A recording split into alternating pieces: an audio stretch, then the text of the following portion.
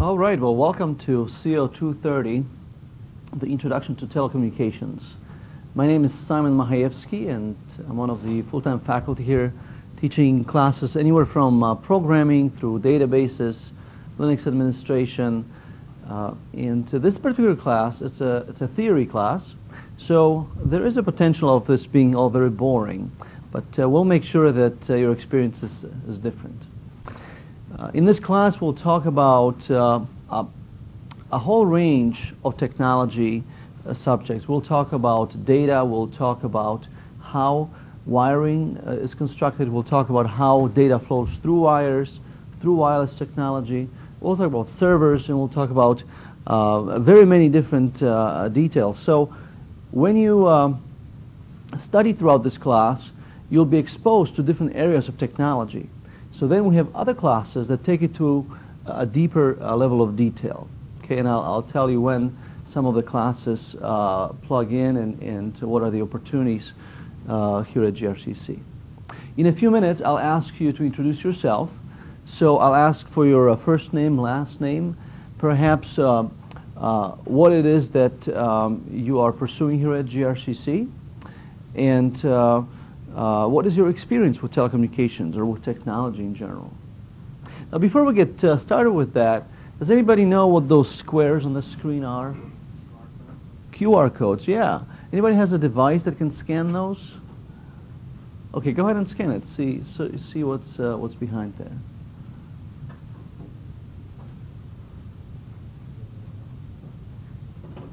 Have you seen these QR codes in stores or maybe in magazines? There's a computer right here in the front.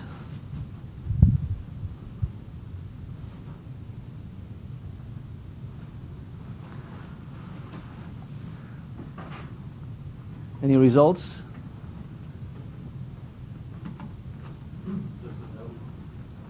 What is it? Go ahead and read it.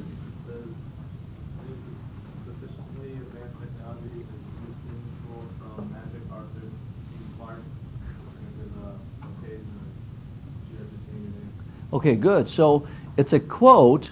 Is it the one on the right or on the left? On the one on the left, it's a quote from Arthur C. Clarke, who said that any sufficiently sophisticated technology is indistinguishable from magic. All right, and so in this class, we'll try to look at how some of those technologies work to get into the detail of it. But just behind the first square, you have some of this text. How about the second one?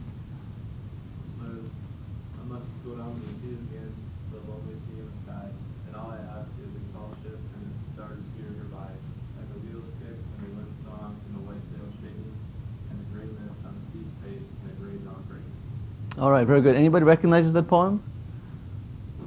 In the original Chocolate Factory movie, they quoted that particular poem. The point is, though, that there are many ways of communicating. Communicating through audio waves, the fact that I cause the air to compress, and then that compression gets to your ears. That's just one way to do that. We can look at a small picture, and of course you all know the saying that a picture has says 1,000 words, right? Well, with QR codes, that's actually oftentimes true. But one day, perhaps we'll get to the time when you'll walk in a museum, and instead of having to have a guide tell you a story behind a picture, all right, you'll be able to scan that picture and get information. We're not that far off from that with QR codes. If we take a look at QR code,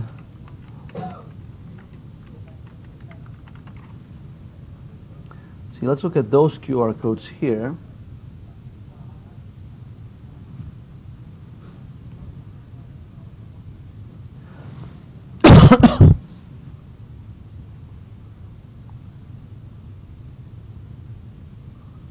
There we go.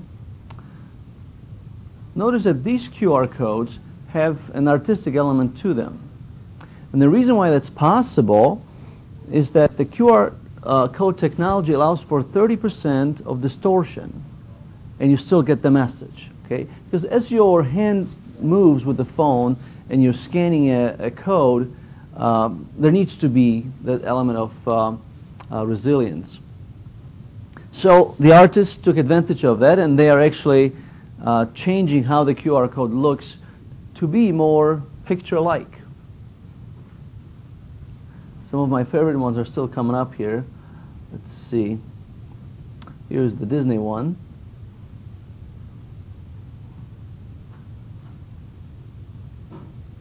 Right, and look at the level of distortion on some of these.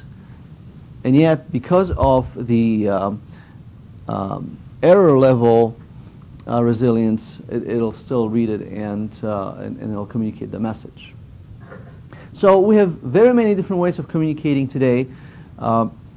Communication is very important. One of the main reasons why human relationships have difficulties is, of course, communication as well. Although I read a study recently that in Great Britain, at least, it was reported that 33% of marriages, okay, are falling apart because of Facebook. All right, so there are other reasons for human relationship issues, but communication is very important not only to individuals but also to businesses. You see, and this is where telecommunications is a very important subject, because everybody needs to communicate. They need to be able to do that well. All right, so those are the QR codes right on our picture. So let's go ahead and let's do some introductions. All right, very well. So let me just run through how this course is going to work as step one. In this course, we're going to use Blackboard. Can everybody log into Blackboard? Does everybody have an account? You had to change your password this year and all that? Okay, good, good. So please log into Blackboard and make sure to to select our course from the list. And first we're going to navigate to course information.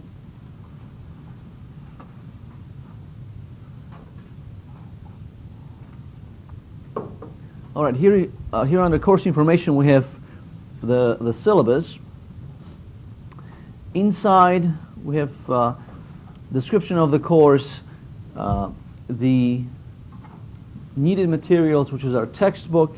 And by the way, in this class the textbook is required because this is a theory class. There is going to be a chapter assigned every week for reading, and then there's going to be a quiz of the chapter. So it is very important that you do have the textbook. Some of the great ways of studying with the textbook is to take a highlighter, one of those yellow, white highlighters, and highlight things that you find interesting or maybe difficult. Because when it's time to review for a quiz or maybe for final exam, those elements will stand out. Sometimes you can even put a little sticky at the top of the page so that you can navigate quickly to it. That's one way to do that. There are other ways to enhance your study of the textbook, and that is by using Twitter. As you are using the textbook and you find something interesting that you read, you can tweet that as a note through Twitter, so then other students can also see that, and later on you can preview all your notes that way. Later on I'll tell you more about Twitter, how we'll use it in this class.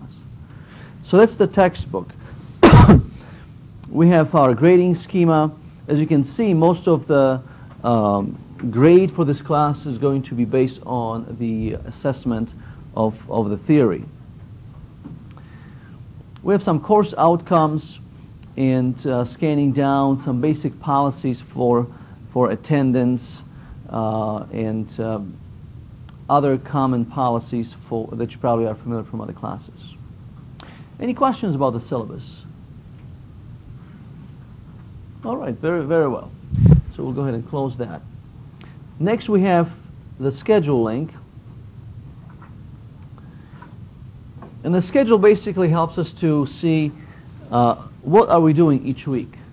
So each week there is an assigned chapter, and our discussion in class is going to be based on that chapter. If you miss a week, then you know exactly what it is that we were doing. If we scroll down, This is our spring break, so it's already scheduled and so forth. All right, any questions about the schedule? Very good. I I even have the first chapter in PDF form. So if you are still in the process of finding the textbook, perhaps you're looking for a used version, which is just fine to use in the class. There are no special codes associated with the textbook. So if you want to get an e-book, that's fine as well. For the first week, you can use the PDF here. All right, any questions about that? Good deal, moving along. So let's look at the assignments link. Under the assignments, we will have a folder for each week. And these folders are going to appear as you complete the work inside, right? So if you take the quiz for this week, then the next folder is going to appear. And that way, you know, you'll see the next tasks opening up. The typical week is going to have a reading section, and then it'll have a quiz associated with it. Our week here, week 1, has a few other things. It has a link to course information, which we went over just a moment ago. It has a link to a blog called Introductions. And later today, I'll give you some time to go ahead and create your own blog where you will tell us a few things about yourself. Okay? And this is our first graded assignment. And then I have a couple of links posted and a couple of activities that we'll do today. Okay? All right, so that's how the course goes. If you would like to use later on in the course this crossword puzzle as a tool to remember some of the terminology, let's see, wait, this is, there we go. Okay, every time you click on the crossword puzzle link, a new puzzle will come up. Because, again, this is a theory class, some things have to be memorized, and sometimes they are technical terms, and this is one way to sort of play with those terms and try to commit them to memory. Yes? Press the crossword puzzle. Mm-hmm. And you got an error that says navigation was canceled. Go ahead and press that one more time.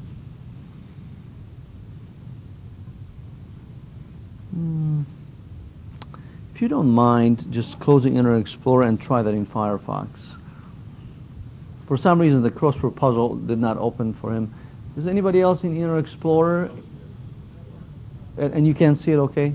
Or you cannot? No, I'm good in Firefox. Okay, so it seems like the crossword puzzle is not working so well in Internet Explorer. It could be the version of Explorer we have here.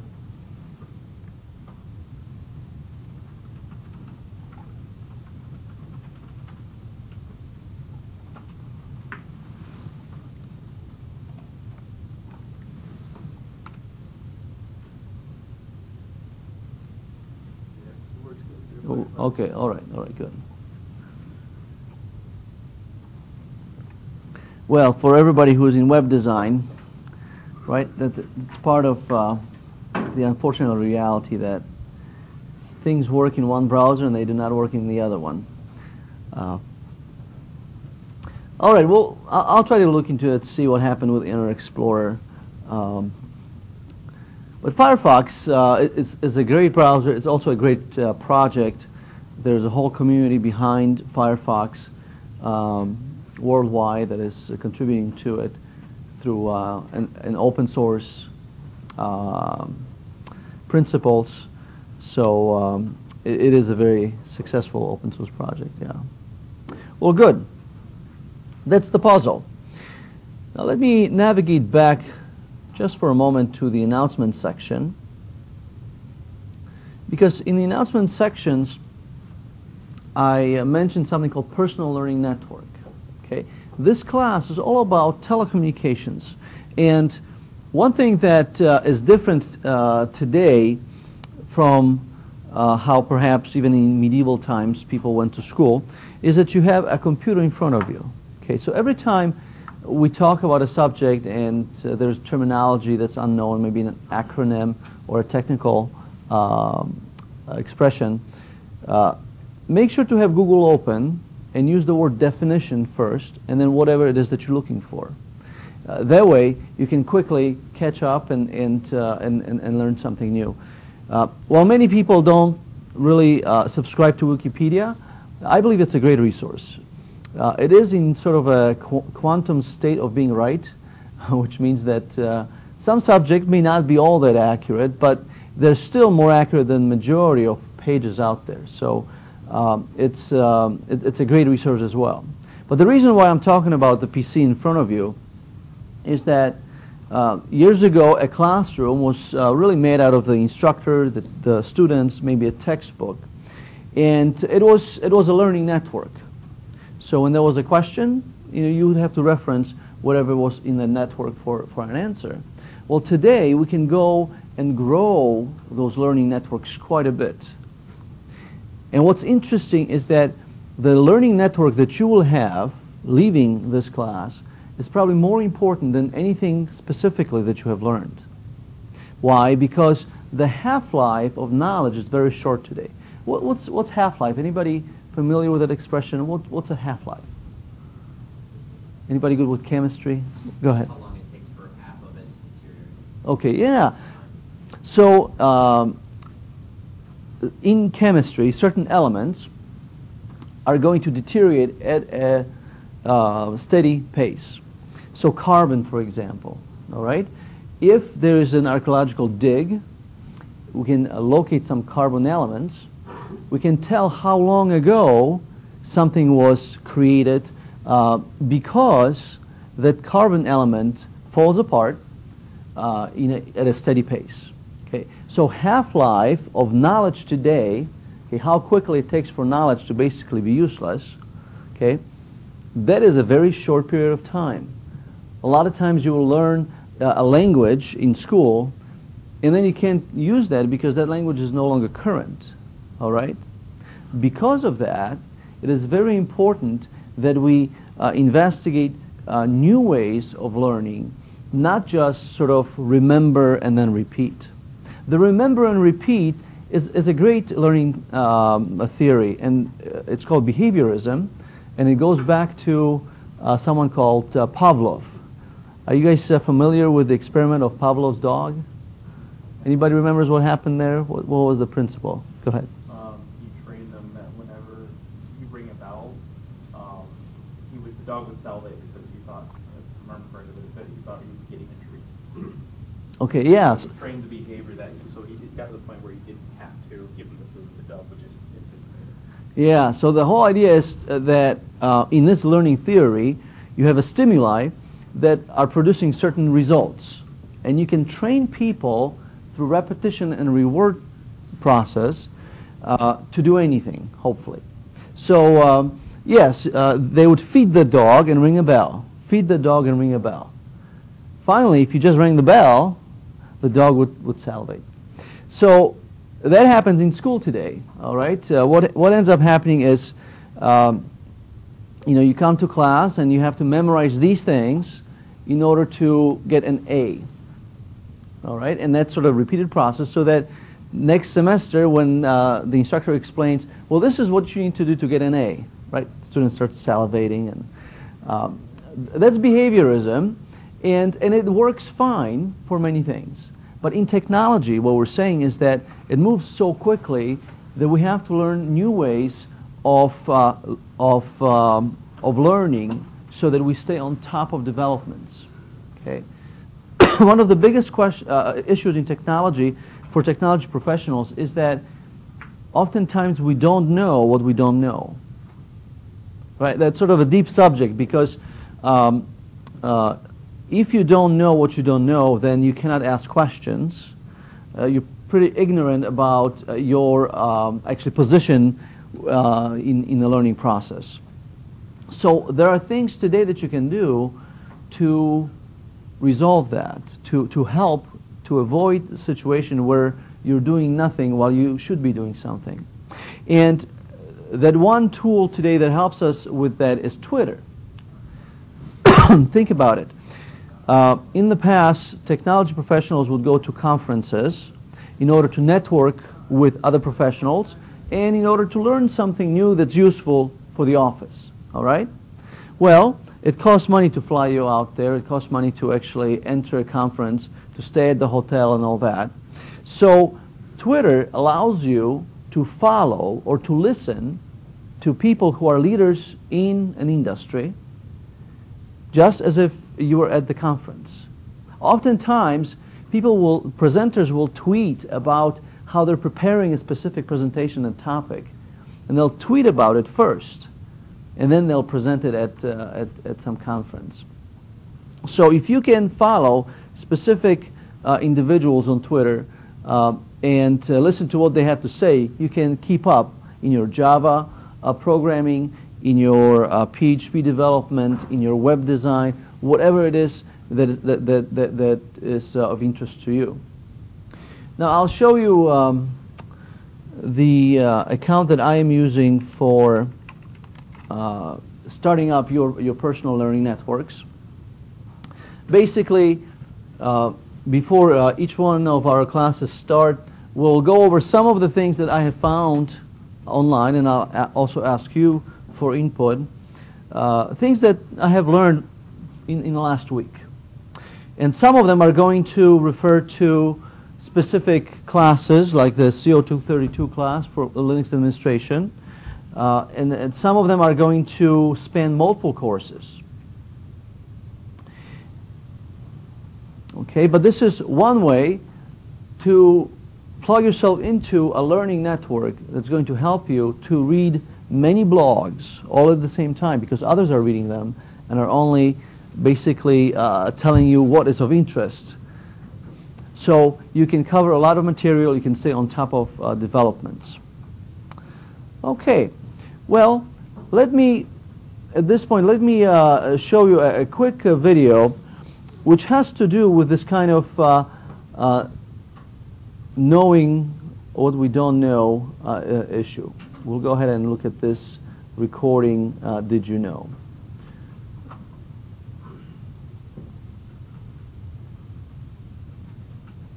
So what I'll do is I'll buffer it for just a second. In this course, we'll have a number of different videos. Sometimes our local network is not all that fast, so we'll try to stop it and buffer it and just work around that problem. Other videos will be local, so the problem is going to be offloaded.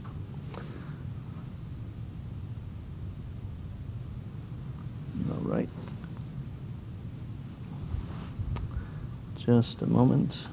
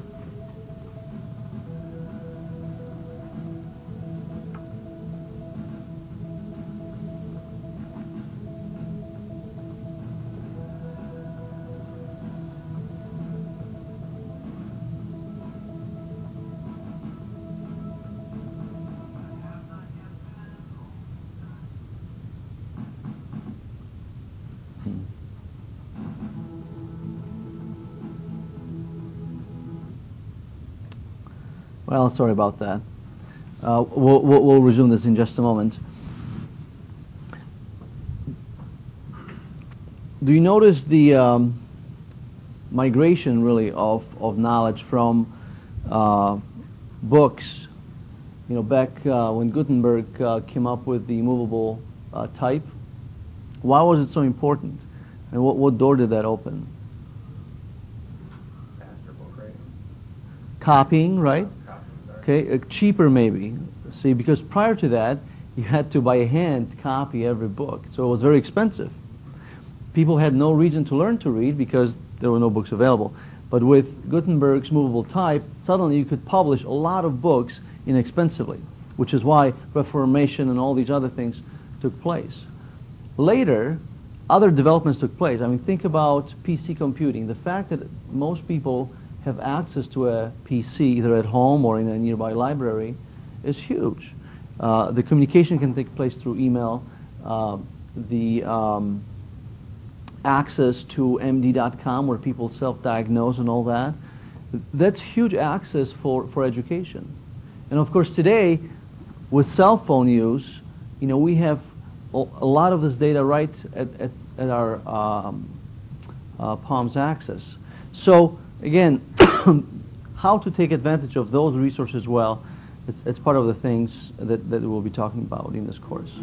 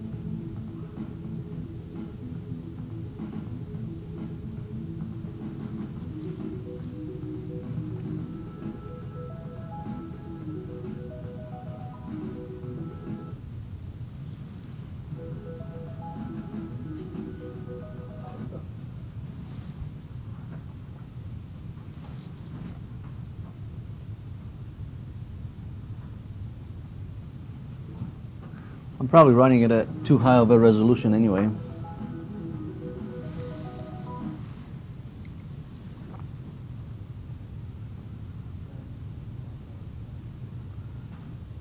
We'll just do that.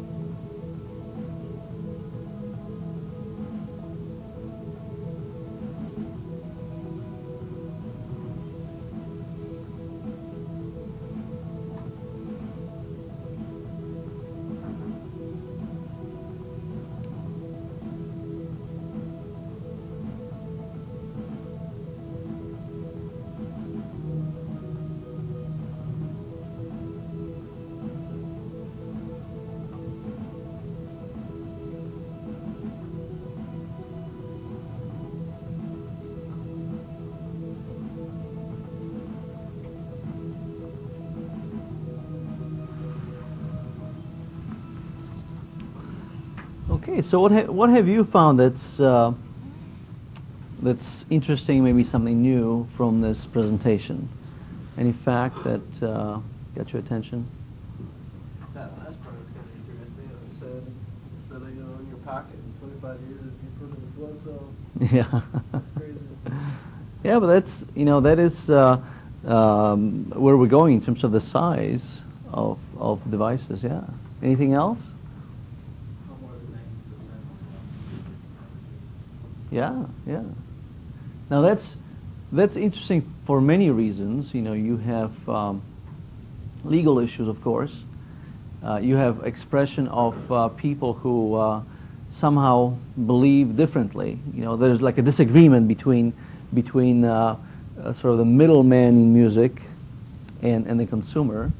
And the fact, too, that losses in terms of income are not necessarily easily computed, because even though CDs are not selling, there are other elements through the internet that are associated with the music industry. Something like that took place in software a few years ago when, of course, most software is licensed, right? So you pay for the license, like for a CD-ROM, for a music CD. But some people choose to give their software for free. Not even that, they choose to give out the insides of the software, the code itself. And instead of charging the license, they charge for services around that software. See? So maybe in music we'll see change in terms of those business models, where the music is free, but since you like our band, well, how about you come out to the concert, or buy a T-shirt, or do other things. So computer programmers for a while dealt with the issue of piracy and so forth, and the open source movement did find new ways of continually feeding the programmers what they need to earn, but allowing people to use software globally, really. Because in some countries, to afford Microsoft Office, it's not such an easy task. So what you have is OpenOffice, for example, which is OpenOffice.org, is an open source system that can open, edit, and publish Office documents. So yeah, it's interesting to see some of those things developing. Anything else that you appreciate from this presentation? My favorite one is mobile technology. The fact that we basically carry the knowledge of the ages right with us. Yeah. Yeah, the whole presentation was pretty informative. Yeah. So what I'd like you to do for the next few minutes is think about what it is that you would like to learn more about in this course. So when it comes to technology, what would you like to know more about? And when you are ready, go ahead and navigate in Blackboard to this poll link.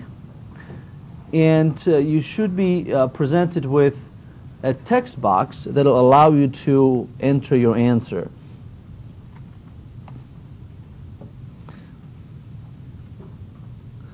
I'll open this up momentarily here. And this is going to give us an idea of where your interests are at.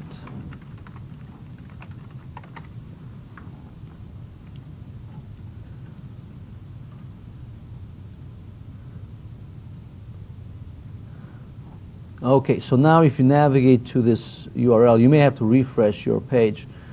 You should see a text box entry there. Everybody still sees a pie? Okay. It's easy as pie. Let's see.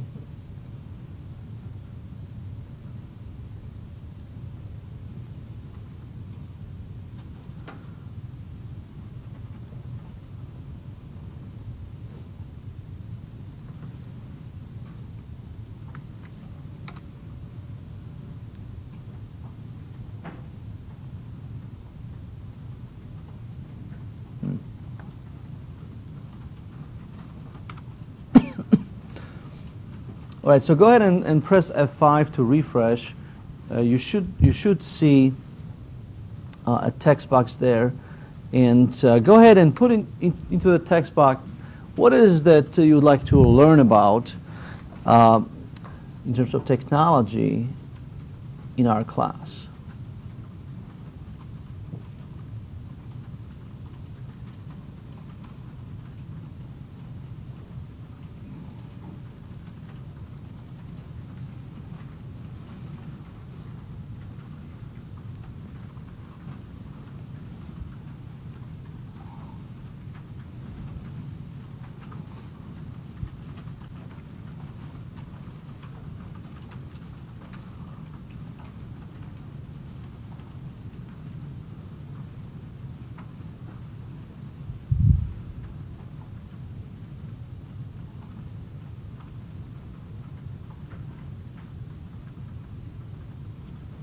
And by the way, you can text your answer if you want to. You just send a text message to 37607, and then the first part of the message has to be the 147005, and then the rest of it would be your information.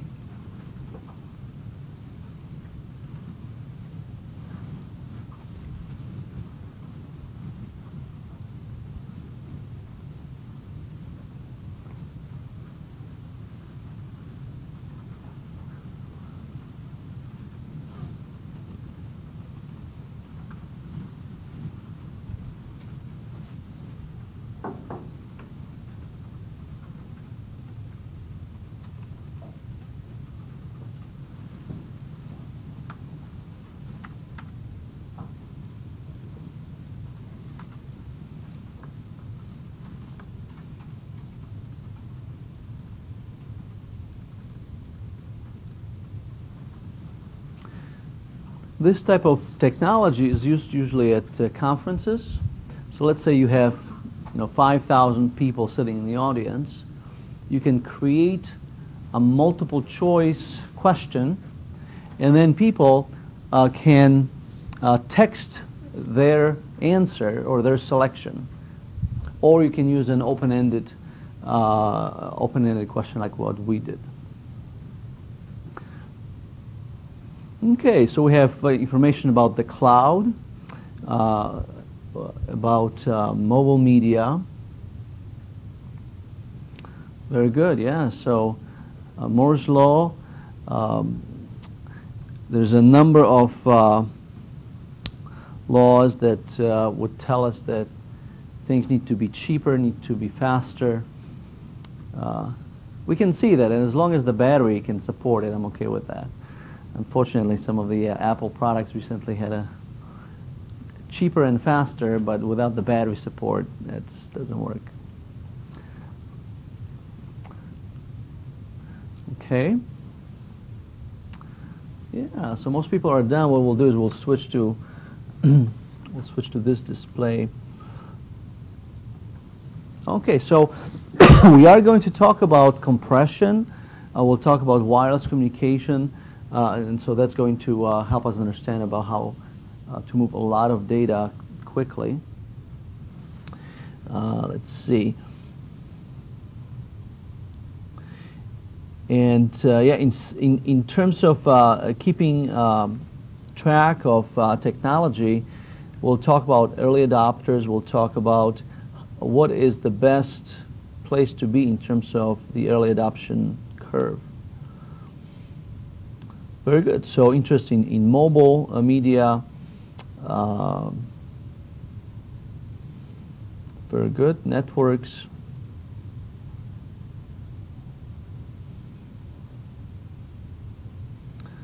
Okay, the future of home television. Very nice. We'll talk about the analog versus digital television. So that's going to cover some of that information. Wireless. All right, interested in everything. Well, we'll do that. What to expect in the next 20 years? 20 years is such a long time. Technology is typically, planned in a 5-year lifespan. Like 5 years is basically how long a specific project or software can live without changes or major upgrades. TCP/IP layers, very good. Yeah, so we will have more detail on that. Yeah, I think it's in the first or second chapter.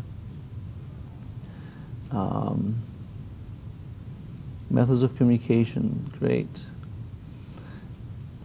At some point we'll talk about the first cable that was laid between the U.S. and Great Britain under the ocean. And so it was a very inspirational moment too. And they were so happy that they could have 32 concurrent conversations going on. They thought it was awesome.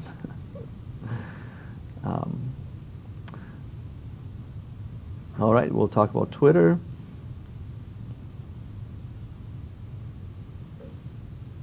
All right, very good. The cloud. All right, so we'll talk about software as a service, wireless networks. Excellent.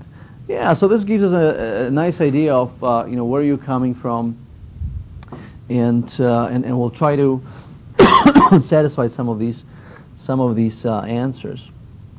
Now, in addition to this type of a polling system, we will use in our class also the CELI service. So if you do have a phone with text messaging, what you can do is text message this particular statement, which is the name of our group, to this number. And that takes advantage of this service called CELI. Have you noticed URLs with .ly at the end? Why do you think, like bit.ly for shortening URLs, like CELI? What does the ly stand for? Anybody knows? Usually they are country extensions, right? I'll give you a few minutes to figure it out. I mean, Google is right in front of you, right? So CELI is a great service for text messaging, even emergency text messaging.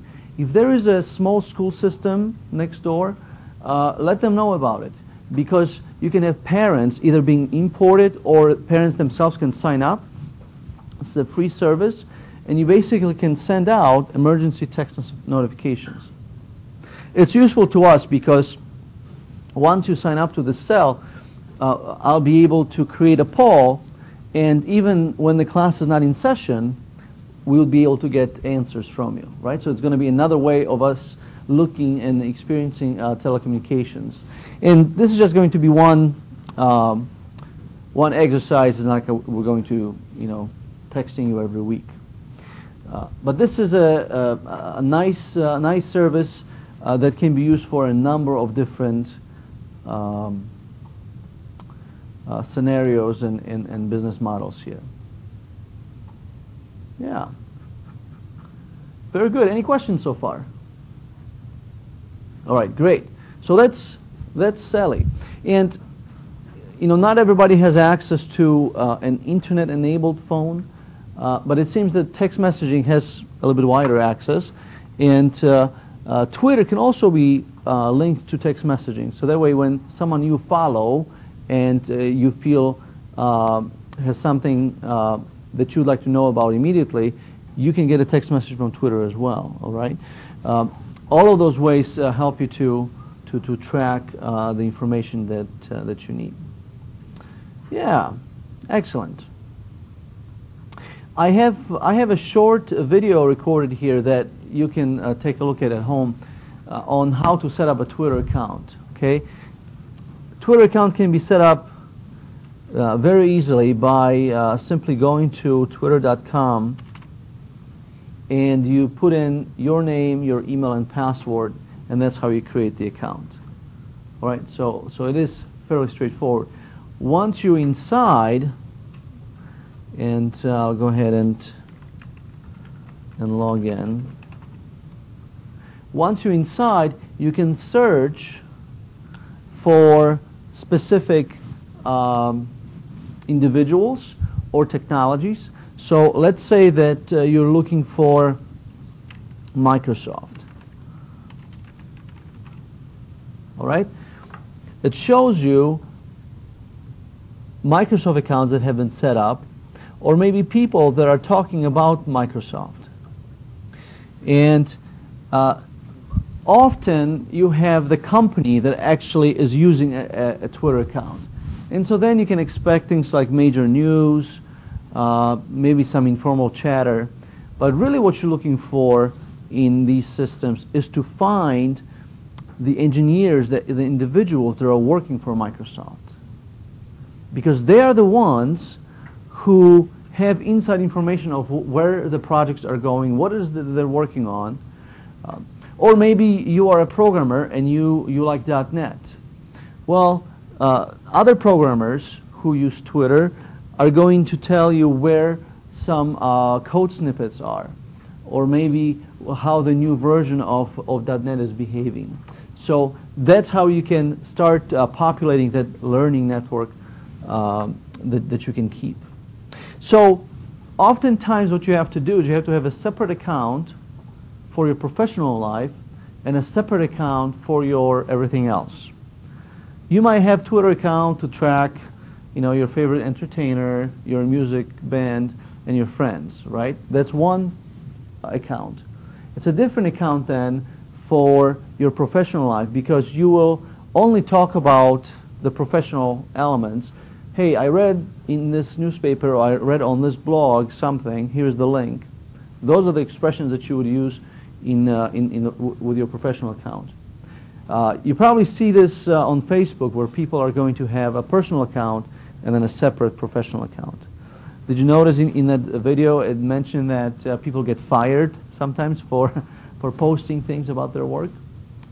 So again, very wise thing to do is to separate the professional accounts. For us, it would be a learning account, your student account, right? But it will grow into a professional account as well. Very nice. So some of the things that I have posted here so far, let's see. Okay, I was talking about the Debian Linux, a few other things. Let's do a quick look at this post right here. Anybody familiar with CompTIA? What's CompTIA? It's like you get all certificates. Mhm. Information systems. Excellent. Security stuff. Do you have the security plus? Great, yeah. Yeah, so CompTIA is a company that basically took it upon themselves to create some credentials in very specific technologies. You see, the reason why certifications came about is because traditional education, like the GRC classes, they don't change in a 6-month cycle, right? They might change every 3 years or so. So if you want to have a certification for something brand new that came out, or to show an employer that you know it, they created basically credentials for that. And they do have Linux Plus, which basically is 2 exams that you take just about Linux. If you take Unix certificate here at GRCC, you end up taking not only the Unix classes, but also some business classes and maybe some programming classes, right? So that's how those are different. But I do want to show you this piece of information here, because we did partner with CompTIA to align some of our courses in such a way that if you take CO232, you can go and take the Linux Plus examinations. All right?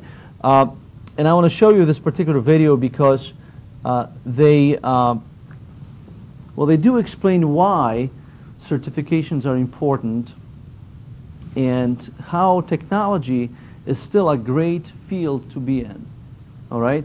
In recent years, you know, there's been a lot of issues with offshoring or a lot of cuts being done. But even with that, what's been happening is every IT office is trying to cut costs. And so for a long time, one of the solutions was to go from a commercial product to an open source product. I'll give you a good example. Many schools went from Blackboard to Moodle, right? Blackboard being the commercial one and Moodle the open source. Some companies went from Windows to Linux. Well, they did that and they saved immediately some costs. But now they're finding out that in order to continue with these open source technologies, they need more people. And it so happens that with open source technologies, there is a focus on the individual and their knowledge, and not necessarily focus on the license. So instead of paying for licenses, you pay for people who are taking care of the system.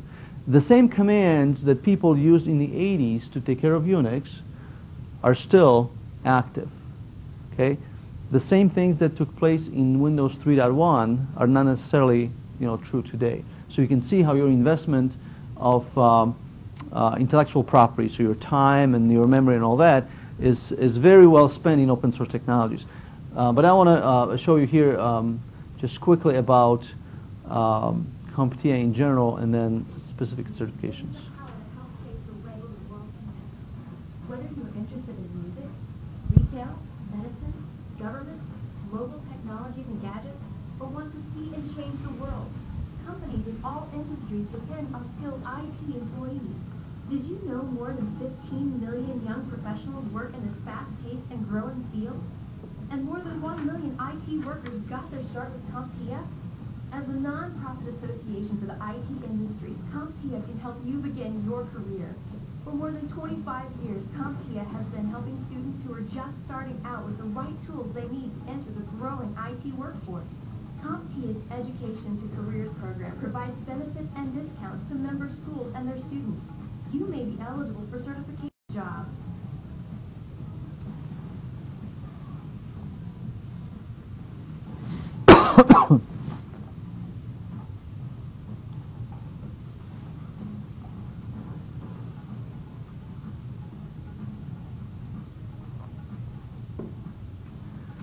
Any minute now.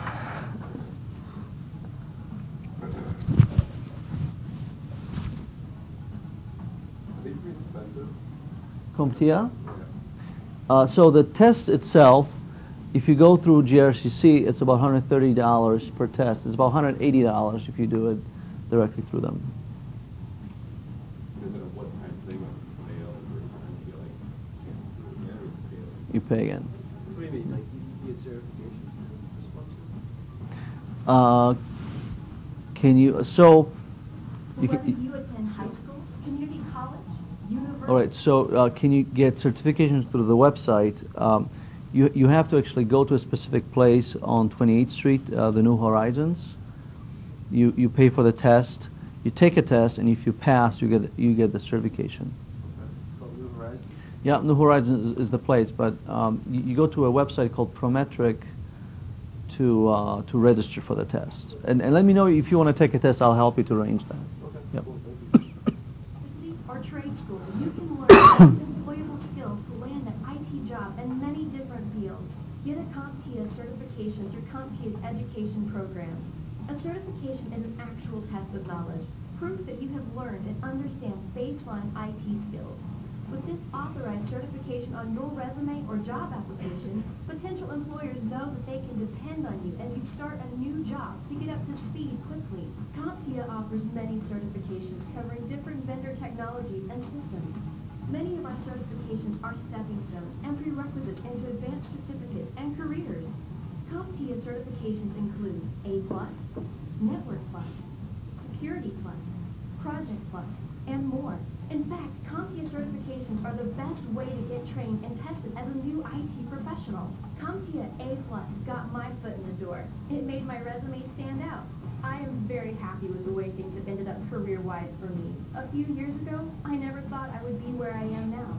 Industry experts and employers expect there won't be enough trained IT professionals to fill open jobs. Getting certified can help you land a well-paying job.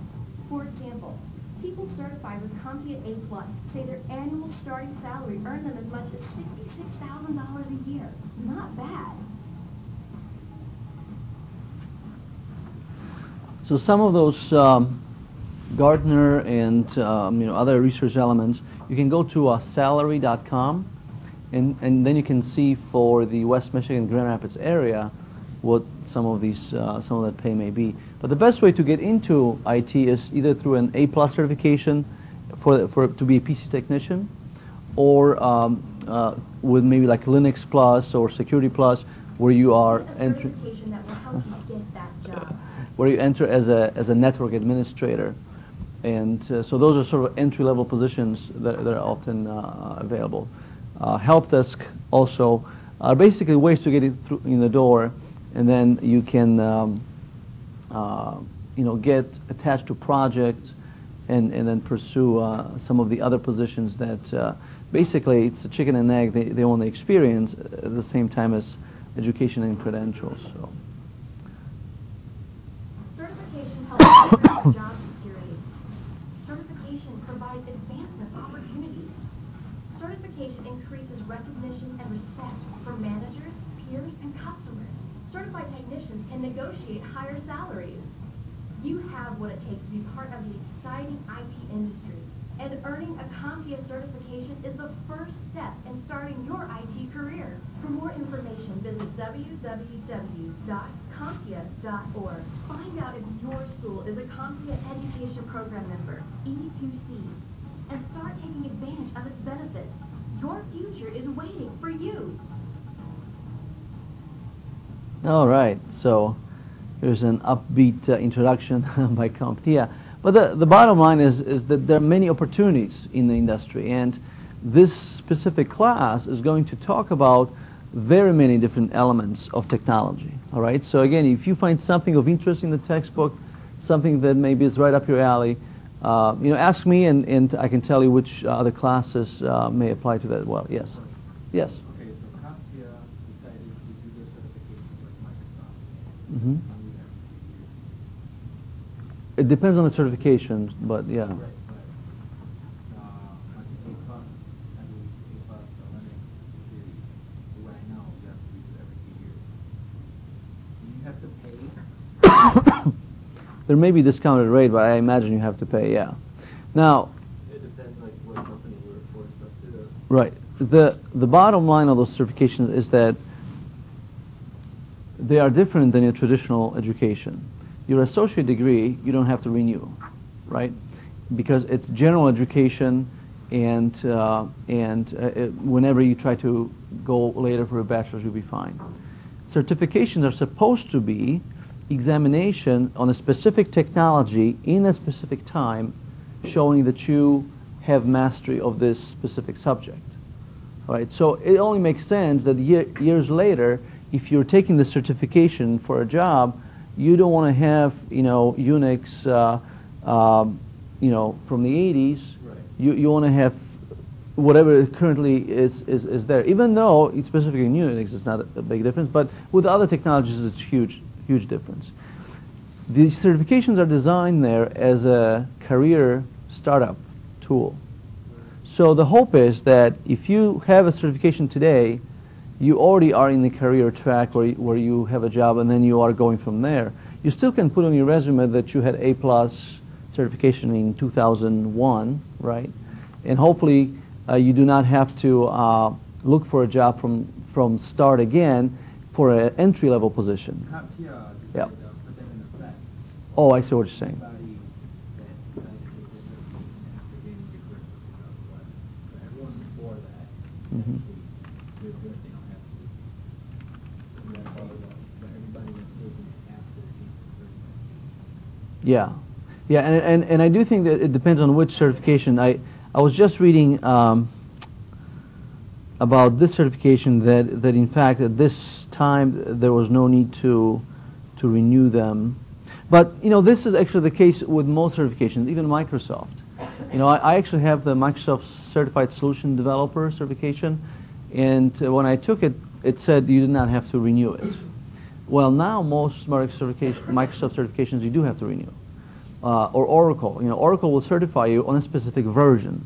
So now, when your version is no longer current, you have to go in and get something different. Or Red Hat. You know, they will certify you on the specific version of Red Hat, and then it's okay for the next 2 versions of that product. And after that, you have to recertify it again. My cousin, he's like 22, and he makes like $120,000 a year. He swears that certifications are more important than the degree itself. Okay, very good. That's what he says. All right, so it's good to have a rich cousin. He had a computer when he was like 12 or 13. Yeah. It was his passion. Yep. So, I mean, when it comes to certifications, they are great. Unfortunately, what we see in technology too is that traditional education is often required. So here it is where certification will give you the fact of your resume stands out, and you may be, you know, among all the qualified people, you show something better. But if you do not have that associate degree, if you do not have that bachelor's degree, then you can't even apply, right? The application will ask you if you have this degree. Yeah. If you can't say yes, then you can't go. Right, right. So that's basically for employers a great way to figure out whether someone has a competency. Okay, did they pass the test? Do they have a certain level of knowledge? So, but I agree with your cousin that that it's good to have certifications. Well, great. So those are just a couple of things that are relevant to our course. Let's see.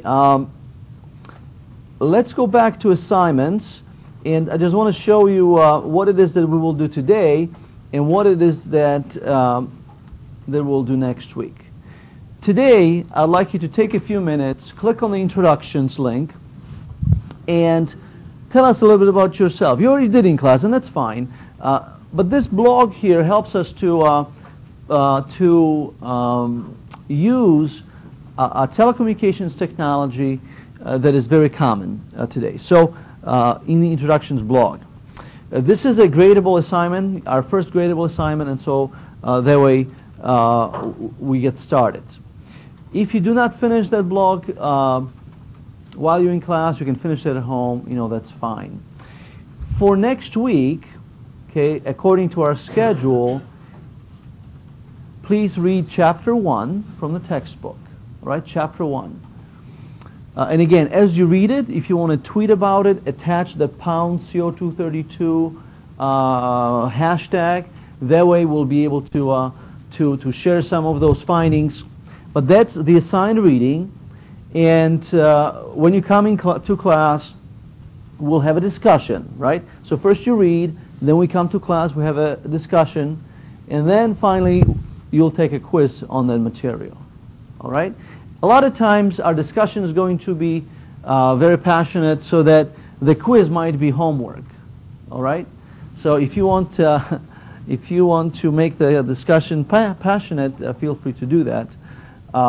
And so we'll make sure that the quiz is very flexible. And that's how the class will work. Any questions about that? All right, great. I will tell you right away that some of the chapters are very dry, okay?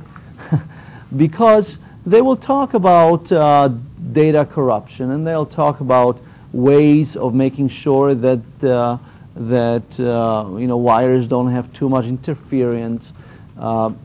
So not stuff that you would perhaps read for pleasure, but we'll make sure that some of the examples that we discussed, that they'll be interesting enough.